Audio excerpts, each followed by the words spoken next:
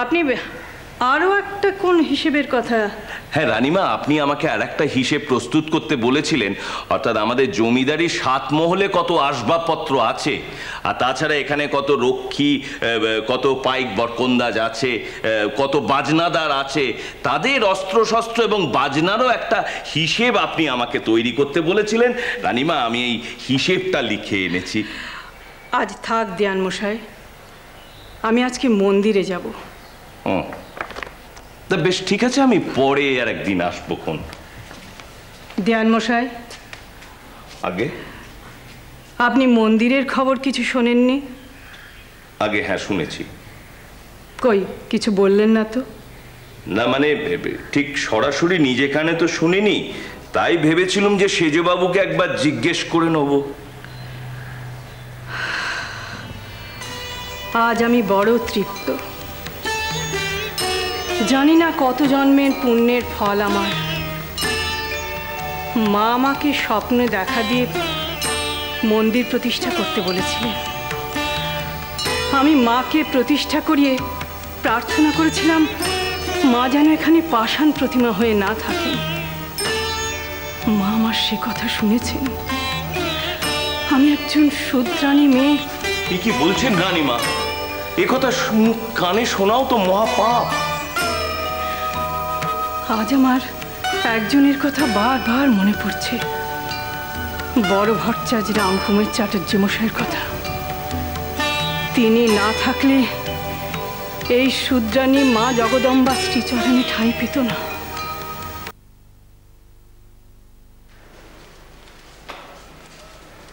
আসুন, একটু ফাঁকায় কথা বলি।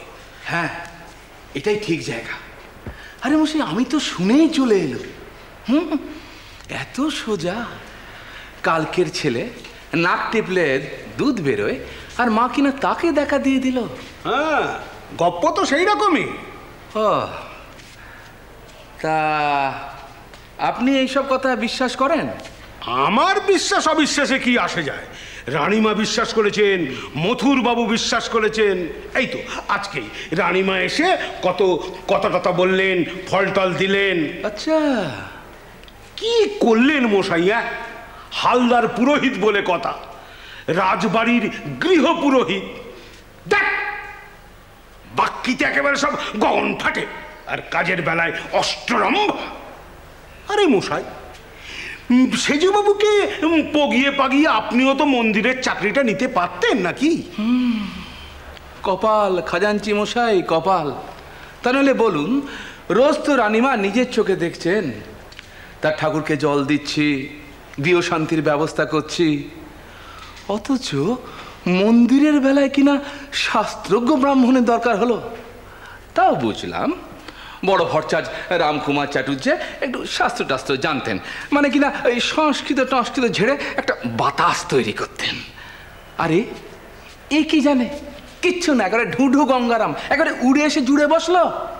তা বললে হবে? জগন্মাতা তো ওকেই দেখা দিয়েছে। এখন আপনার থেকে বাজারে ওর কাটতি অনেক বেশি। হ্যাঁ, ভাবলে জ্ঞান থাকে, একেবারে গজ উড়ে যায় মশাই। মন্দিরের চাকরি বলে কথা, হ্যাঁ, বাঁধা মাইনে, খোরাকি, জলপানি, ইস, একেবারে সরকারি চাকরি ছিল। একেবারে সরকারি চাকরি ছিল। আপনাকে দিয়ে হতো না। কেন কেন কেন? এই চাকরির ব্যাপারেও ও এমন একটা উড়ুক্কু কল বসিয়েছে যে সেটা আপনি ভাবতেও পারতেন না। কিরকম? আচ্ছা, আপনি ভাবতে পারেন যে রানীমার মায়ের মন্দিরে দাঁড়িয়ে ও সপাটে চিৎকার করে বলে যে ও কারো বাবার চাকরি করছে না।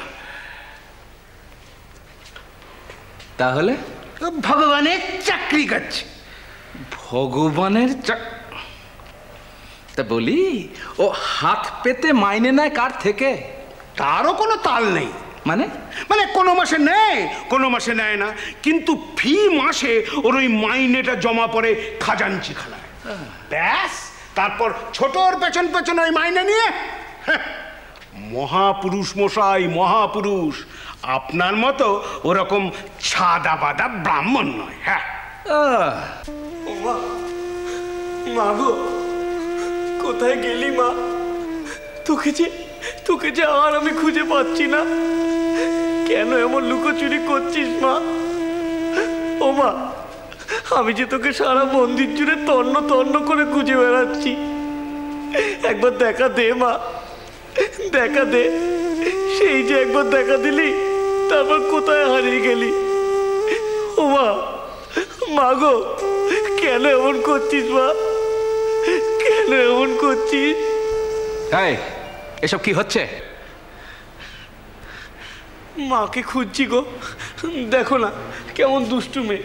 সেই যে একবার দেখা দিল, তারপর যে কোথায় পালিয়ে গেল, আর তার বেনিটি পর্যন্ত খুঁজে পাচ্ছি না। আমি সব জায়গায় খুঁজে খুঁজে মরছি, মন্দির, ঘাট, শিব মন্দিরের আনাচে কানাচে, তবু যদি তার দেখা পাই। বুজরু কি মারার আর জায়গা পাওনি? অমন কথা বলছো কেন গো? তুমি মায়ের দেখা পেয়েছো? হ্যাঁ গো, পেয়েছি, কেঁদে কেটে বায়না করে। তবে তা কিরকম দেখলে? কেমন আবার দেখবো? সবাইকে যেমন দেখতে পাই, মায়েদের যেমন দেখতে লাগে ঠিক তেমন। যত সব অদ্ভুতের কথা। কোথায় যাচ্ছ? দাঁড়াও। ও কি গো, তেড়ে আসছো কেন? মারবে নাকি? আমি কিন্তু সেজবাবুকে বলে দেবো। এই দেখো কথা, শোনো শোনো, হালদার মশাই তোমায় মারবেন কেন? আরে বাবা, উনি হলেন রাজবাড়ির গৃহ পুরোহিত।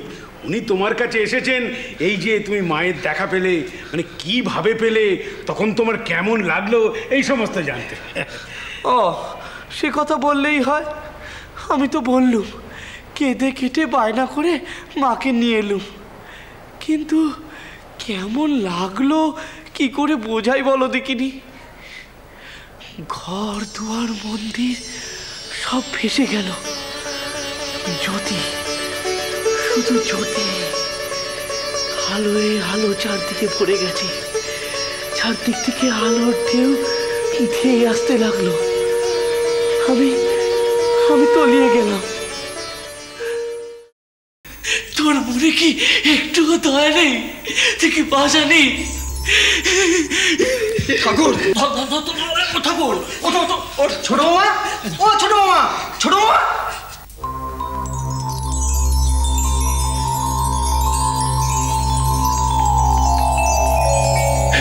মা, আসলে রানীমা, আগেকার কথা যে ছেড়েও দিই, তবু মন্ত্র দীক্ষা কালে ওর মধ্যে যে ভাব আমি দেখেছিলাম, তখনই বুঝেছিলাম ও যে সে চোর নয়। কেউ আসলে রানীমা, শ্রী ভগবান মায়া সহযোগে জীব ও অবতার আদি নানান আকার ধারণ করতে পারেন। ব্যাপারটা একটু বাড়াবাড়ি হয়ে যাচ্ছে না ভট্টমশাই?